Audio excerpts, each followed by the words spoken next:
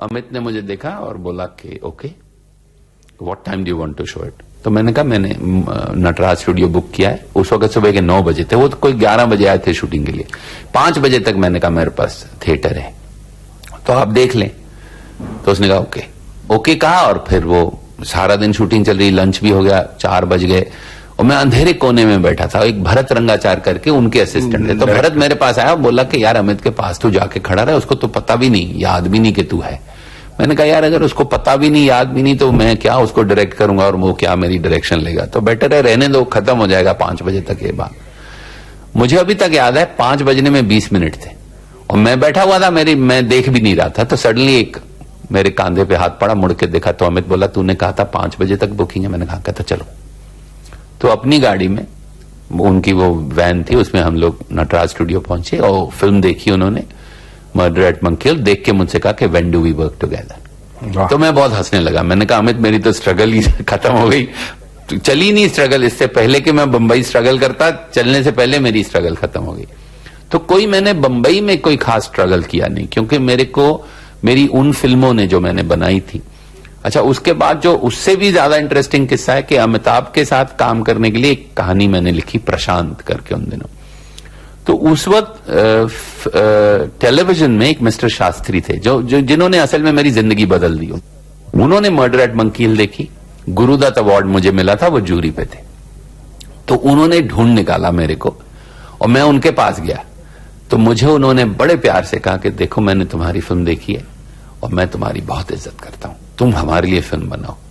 तो मैंने कहा सर, कहते मैंने कहा आप क्या ऑफर, क्या कहता है मेरा ऑफर ये है डू एनीथिंग, लेकिन मैं तुमको सिर्फ 2,500 रुपए दे सकता हूं डायरेक्शन के, 500 डायलॉग के, 500 स्क्रीन प्ले के, 500 कॉन्टिन्यू, ऐसा कर कर आके 4,500 रुपए उन्होंने इकट्ठे कर लिए मेरे। बोले उतना मैं तुमको दे सकता हूं, तुम आधे घंटे की फिल्म बनाओ और तुम्हारे पास गाड़ी है। मैंने कहा नहीं। कहता तो मैं आपको ऑफिशियल गाड़ी दे सकता हूं। ये बहुत बड़ी बात है। तो मैंने कहा बिल्कुल ठीक है। तो उस गाड़ी में मैं मोहन स्टूडियो गया और अमित को मिला। मैंने कहा कि Amit I have a better offer. तो उन दिनों राजेश खन्ना को काका कहते थे लोग। तो उसने मेरे कांधे पे हाथ रख के बोला गुस्से से काका। तो मुझे मालूम नहीं था। मैंने कहा काका व्हाट काका? टीवी। बोलता व्हाट टीवी? नॉट काका। मैंने कहा नो। तो बोला, मुझे देख के बोलता तू बोल क्या रहा है टीवी? मैंने कहा कि मुझे ऑफर किया मिस्टर शास्त्री ने और कहा कि डू एनीथिंग, तो मैं इसको कैसे ना कर सकता हूं? डू एनीथिंग तो बहुत बड़ी बात है मेरे लिए। तो अमित ने मुझसे कहा लेकिन मतलब वो समझ में नहीं उनको आ रहा था कि मैं actually feature film with Amitabh Bachchan छोड़ के टेलीविजन फिल्म बनाने जा रहा हूं, क्योंकि मुझे ऐसा ऑफर आया। तो उसके बाद मैंने टीवी के लिए फिल्म बनाई, 2 फिल्में। एक नसीरुद्दीन शाह के साथ बनाई सत्य कथा, जो बहुत अच्छी फिल्म मैं मानता हूं मैंने बनाई, और फिर ओमपुरी के साथ एक फिल्म बनाई वुमन। तो एक्चुअली सीवी के शास्त्री जो मेरी जिंदगी में उस वक्त आए, उन्होंने मुझे एक नई दिशा दी अलग फिल्में बनाने की, ये करने की जो मैं करना चाहता हूं, जो मार्केट फोर्स डिफाइन कर रहा है ऐसा नहीं। क्योंकि अगर मैं अमित के साथ फिल्म बनाता, फिल्म हिट होती, बहुत कुछ उसमें होता, लेकिन एक ऐसा ऑफर कि आप कुछ भी करें सिनेमा में, उसमें पैसे नहीं थे। तो लेकिन मिस्टर शास्त्री ने मेरी लाइफ बदली, और ऐसी बदली कि उसके बाद मैंने एक फिल्म बनाई N encounter with faces, films division के लिए, जो ऑस्कर के लिए नॉमिनेट हुई।